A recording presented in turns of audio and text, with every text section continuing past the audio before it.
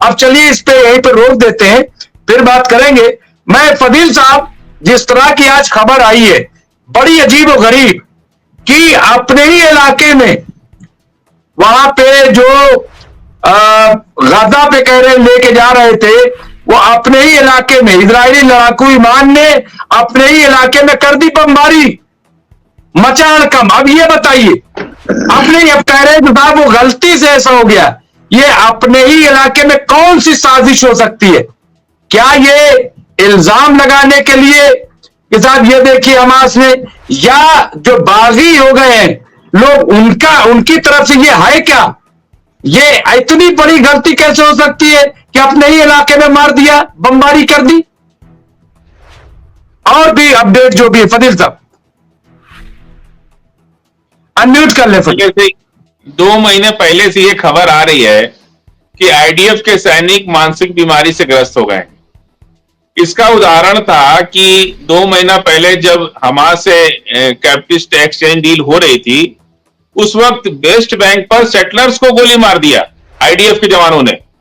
जो यहूदी सेटलर्स हैं, जो इजरायली नागरिक हैं, उनको गोली मार दिया और 2 लोग मर भी गए उसमें।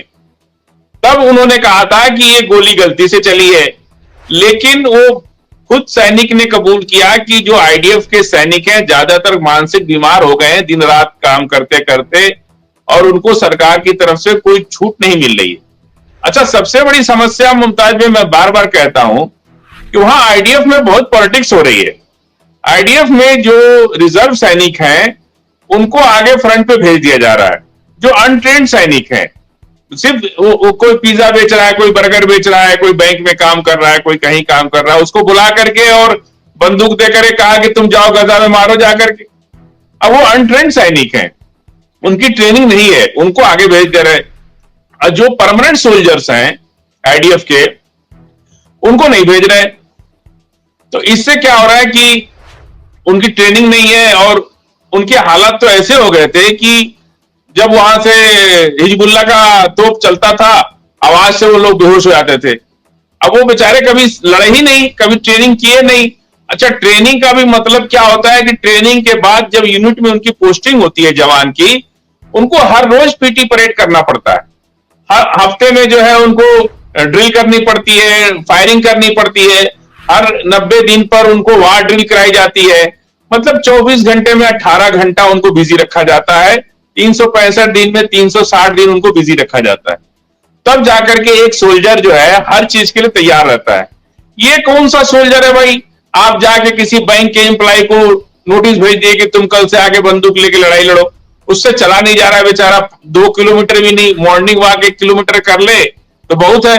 अब वो 16 किलो की बंदूक ले करके अगर उसको दौड़ा दिया जाए तो ऐसे ही हाफ जाएगा। इस तरह के लोगों को लाके आईडीएफ जो बड़े बड़े जहाज, बड़े बड़े बम दिखा करके दुनिया को डरवाती थी, जब गजा से उनका सामना हुआ तो समझ में आ गया कि तो सब छुट्टा बम है, बिना आवाज वाले बम है। ये सब सिर्फ देखने में बड़े बड़े हैं।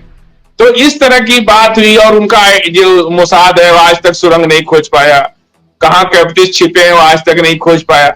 ये सब इनका मेंटल डिप्रेशन में ये लोग बहुत ज्यादा हैं, और गुस्सा भी है। गुस्सा इस बात का है कि 10 जवान के साथ, जैसे हम लोग इंडिया के अंदर जो स्ट्रक्चर है, 10 एनसीओ के साथ एक जेसीओ रहता है, एक लेफ्टिनेंट रहता है, उसके साथ सीनियर ऑफिसर साथ में लगाए जाते हैं। किसी भी लड़ाई में जाते हैं तो हर चौथा जो जवान होता है वो सीनियर होता है, एक्सपीरियंस्ड होता है। और जो नॉन कमीशन अफसर जो जवान होते हैं वो भी परमानेंट ट्रेनिंग वाले होते हैं। ऐसा नहीं है कि उनको किसी एक्सिस बैंक से, आईसीआईसी बैंक से पकड़ के लाए और बंदूक दे दिए कह जाओ लड़ो, ऐसा नहीं है।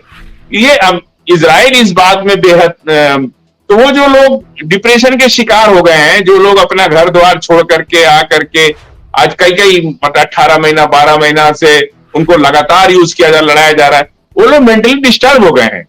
वो कहीं भी गोली मार दे रहे हैं, कोई टास्क नहीं, कोई टारगेट नहीं, किसी का इंस्ट्रक्शन नहीं। अच्छा, किसी का इंस्ट्रक्शन भी नहीं मिल रहा है। वो उनको खाना खाए नहीं खाए, उनको कोई सुविधा मिली नहीं मिली। वार में भी चीजें ध्यान रखना पड़ता है कि हमारा जवान भूखा तो नहीं है, हमारा जवान ठंड तो नहीं खा रहा है, हमारा जवान मच्छर तो नहीं खा रहा है उसको। ये सारी चीजें देखी जाती हैं। हमारे जवान के पास कंबल है कि नहीं, हमारे जवान के पास पीने को पानी है कि नहीं। ये सब जो सेंट्रल कमांड होता है, लड़ाई का एक सेंट्रल कमांड होता है। सेंट्रल कमांड बाकायदा सिग्नल, एक डिपार्टमेंट होता है जो बाकायदा उसे सिग्नल से जुड़ा रहता है और उस हर पल पल की खबर उनको शेयर की जाती है। तो ये सारी चीजें आप जवान को आप जम्मू कश्मीर भेज दीजिए, लड़ाई लड़ना है पहाड़ पर आपको चलने के लिए ठंड लग रही है, कपड़े नहीं है, जूते नहीं है, ये सब कौन सोचेगा? जब जवान मरेगा तो क्या करेगा? फिर गुस्सा में आकर के वो कोई घटना कर देता है। इसी तरह से ये दुनिया में हर जगह होता है। जब भी जवान के ऊपर आप लगातार उसको 18 मतलब कोई भी 3 महीने से ज्यादा कोई लड़ाई नहीं लड़ पाता है, 1 महीने में ही लोग थक जाते हैं। इसीलिए कुछ ट्रूप्स बनाए जाते हैं, उनको भेजा जाता है, पीछे के एक ट्रूप्स को तैयार रखा जाता है। जब वो ट्रूप्स 15 दिन, 1 हफ्ता, 10 दिन में थकने लगता है, उसको वापस बुला लिया जाता है और फिर सेंट्रल कमांड दूसरा ट्रूप्स को वहां भेज देती है। इस तरह की प्लानिंग होती है। वहां आईडीएफ में कुछ हो ही नहीं रहा, जिसको भेज दिया, वो जिए चाहे मरे उसकी जिम्मेदारी है, कोई पूछने वाला नहीं है उसको। इसलिए बहुत असंतोष है वहां पे। जी मुमताज भाई।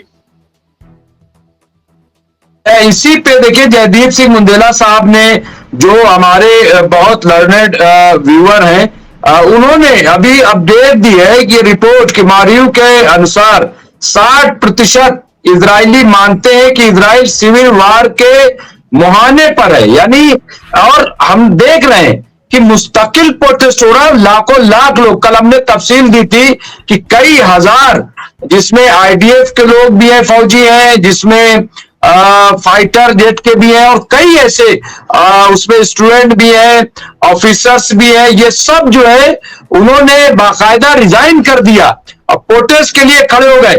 ऐसे में मैं अगर बात करूं, मैं फिरोज साहब से और फिर उसके बाद शाहिद भाई के पास आऊंगा। मैं फिरोज अहमद साहब, ये जो तस्वीर इजराइल के अंदर से आ रही है, वहां पे कह रहे हैं साहब गलती, क्या आपको लग रहा है कि इतनी बड़ी गलती हो जाएगी कि साहब बम जो है अपने ही इलाके में मार लिए जाए, बमबारी कर दी जाए? ये क्या जो बगावती सुर है या जो ज़हनी तवाजुन बिगड़ रहा है, या इसके पीछे क्या है? अच्छा, 1 मिनट, शायद शाहिद भाई 1 मिनट में 1 मिनट, नहीं, बस 5 मिनट शाहिद भाई। मैं सोच रहा था कि तरह से सीधे आ जाए, फिर आपसे मैं सुन लूं बस। जी जी, ठीक है ठीक है ठीक है फिरोज साहब। हाँ, आवाज आ रही है आपको मेरी? जी जी, आ रही है। देखिए, सबसे पहले तो मैं वजीर साहब का शुक्रिया अदा करूं कि जो डिस्क्रिप्शन उन्होंने दी है वॉर की। एक तो वॉर होती है फ्रंट पे, ठीक है, जिसकी कुछ खबरें आती है नहीं आती है। एक वॉर वो होती है जो यानी फ्रंट के पीछे विद इन द नेशन लड़ी जाती है, और उसका एक हिस्सा होता है जो इन्होंने जो फौजियों का जो मेंटल जो सेटअप बताया सारा, किस तरीके से फौजी पागल हो जाते हैं लगातार लड़ते। 2 साल हो गए यहाँ पे, वही सिचुएशन यूक्रेन में भी है। तो उन्होंने बहुत ही कायदे के साथ इस चीज को समझा है, और मुझे तो ऐसा लगता है कि वो कहीं खुद लगता है कि खुद ही फौजी रह चुके हैं, या किसी फौजी से उनकी अच्छी बातचीत चल रही है, कि ऐसा ही होता है, बिल्कुल ऐसा ही होता है। और दूसरा मैं ये बताना चाहूंगा कि इसराइल में, बल्कि नेसेट में भी, नेसेट के अंदर भी 50% एमपीज जो हैं वो मतलब खामोश हैं, बोल नहीं रहे हैं, लेकिन वो ये चाहते हैं कि ये जंग फौरन रुके। और जो नेतन्याहू है, उनका पीएम है, जो कातिल है, ठीक है, और जो सबसे बड़ा टेररिस्ट है आज ट्रंप वगैरह के बाद, वही सबसे बड़ा टेररिस्ट है, उसके भी वो खिलाफ है, नहीं चाहते। लेकिन नेशनैलिटी का सवाल आ जाता है, पेट्रियोटिज्म का सवाल आ जाता है, वो वतनियत का सवाल आ जाता है, इसलिए वो खामोश है। मैं एक इंटरेस्टिंग आपको बात बताना चाहूंगा। यहाँ भी जैसे यह है कि हमारे 2 भाई हैं, ये जो बिल वक्फ अमेंडमेंट बिल है, तो बहुत से मुसलमान ऐसे भी इसके फेवर में, ज्यादातर तो उसके अगेंस्ट हैं, बहुत से फेवर में हैं। हमारे जैसे तो मतलब जो मतलब बेबाक लोग हैं, निडर लोग हैं, नंग धड़ंग लोग हैं, बोल जाते हैं कि हम इसके फेवर में हैं।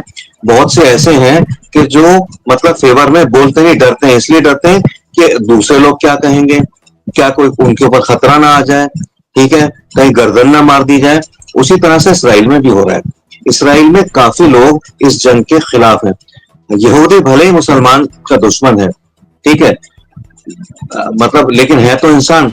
कहां तक वो देखेगा कि छोटे छोटे बच्चे मारे जा रहे हैं। 36 वहां हॉस्पिटल थे गाजा में, वो तहस नहस हो चुके हैं। मतलब अब ये तो देखिए, जो 1-1.5 लाख लोग मारे गए फलस्तीन में, ये तो शुरू हो गए। अब फलस्तीन में किसी को कोई डर नहीं है, कोई खौफ नहीं है। मौत से भी ज्यादा मौत उन्होंने देख ली, ठीक है। सारा डर अब ये शिफ्ट हुआ है इसराइल में, ठीक है। चाहे वो लोग इसराइल के किसी भी शहर में रहते हो, तल अवीव में रहते हो, या कहीं भी रहते हो, या बॉर्डरिंग एरियाज में रहते हो, उनका हलक, उनकी जो जान है वो हलक में अटकी हुई है। और मैं एक बात, कल भी मैंने बात कही थी कि मैं तो चाहता हूं अमन हो जाए, चाहे वो कतर के जरिए हो, चाहे वो ओमान के जरिए हो, चाहे किसी के भी जरिए हो।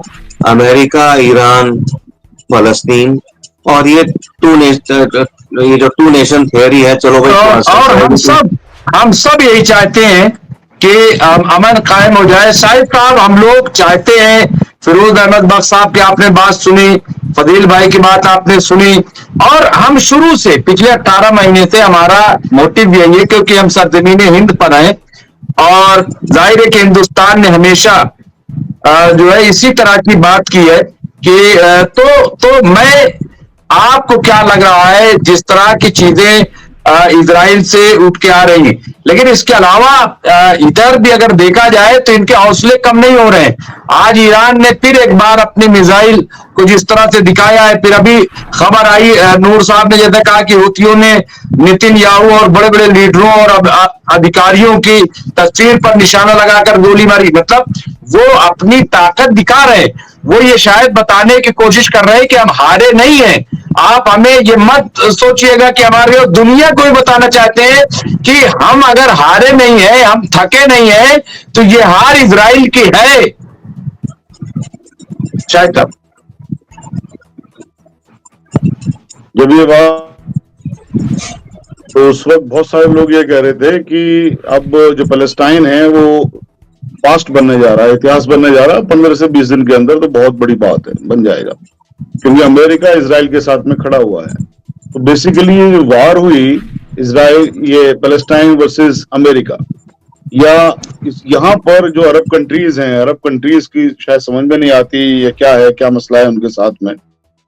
ये फिर भी वो अमेरिका को सपोर्ट करते हैं, तमाम चीजें हैं, उसके बावजूद भी, बहरहाल उस चीज पर तो मैं किसी दिन और बोलूंगा। लेकिन यहाँ पर देखने वाली बात यह है कि जो एक खुलेआम आतंकवादी है, बिल्कुल खुलेआम आतंकवादी है इजराइल, और उनका काम ही आतंकवाद फैलाना है चारों तरफ। एक फिल्म देखी थी हमने, एजेंट विनोद। एजेंट विनोद में दिखाया गया था, वो बहुत इंपॉर्टेंट बात है, वो इसलिए बता रहा हूं मैं यहाँ पर, मैं फिल्म की कोई वो नहीं बता रहा, लेकिन जो चीज दिखाई गई थी उसमें एक डायलॉग भी था यहूदियों के लिए कि ये 15-20 यहूदी पूरी दुनिया को कंट्रोल करती हैं, ये जहां भी होती हैं, जहां भी चाहते हैं वहां पे दंगे करा देते हैं, बम विस्फोट करवा देते हैं, कुछ भी करवा देते हैं ये लोग। 15-20 लोग, उनके हाथ में पूरा सब कुछ है। तो बेसिकली यहाँ पर जो सारी चीजें हैं, अमन, जैसे अमन की एक बात थी, अमन क्यों नहीं आएगा? अमन तो इसीलिए नहीं आएगा कि एक तरफ तो आतंकवाद है और एक तरफ ह्यूमैनिटी है। अब ह्यूमैनिटी वाले जो लोग हैं वो तो ईमान की ताकत पे लड़ रहे हैं, जितना भी लड़ सकते हैं। जैसे कि फिरोज भाई ने कहा कि उनको मौत का खौफ ही खत्म हो गया। अब लाखों लोगों की मौत देखने के बाद में क्या मौत का वो उनको डर रहेगा? तो यहाँ पर जो लड़ाई है बेसिकली एक ऐसे आम इंसानों की लड़ाई है जिनको कि किसी भी हथियार से, किसी भी लड़ाई से कोई मतलब नहीं है, लेकिन उनको मजबूरी में आके लड़ना पड़ा क्योंकि उनके ऊपर जंग जो है वो आयत कर दी, मुसल्लत कर दी। यहाँ पर चूंकि जो इजराइल में लोग रहते हैं वो लोग भी तो इंसान ही है ना, जिंदगी सबको प्यारी होती है, उनके पास तो ईमान वाली ताकत भी नहीं है जो पैलेस्टाइन के पास है।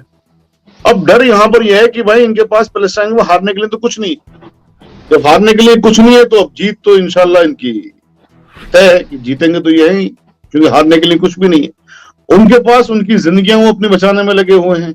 अब जो एक चीज और है, यहाँ पर मैं बात को मुकम्मल कर रहा हूं जो फौजी लड़ रहे हैं, इतने जमाने से लड़ रहे हैं, तमाम चीजें हैं सर। ये जो पब्लिक एक ओपिनियन होती है ना, जब पूरे का पूरा इजराइल की जो पब्लिक है, वो चाहे अपनी जिंदगियों के खौफ से या सरकार की पॉलिसियों के इसमें गुस्से में आकर के, क्योंकि हमने देखा कि ट्रंप के खिलाफ भी आंदोलन है, हमने देखा नेतन्याहू के खिलाफ भी आंदोलन है, तो जितनी भी चीजें हैं अब वो उन सबका असर तो पड़ता है।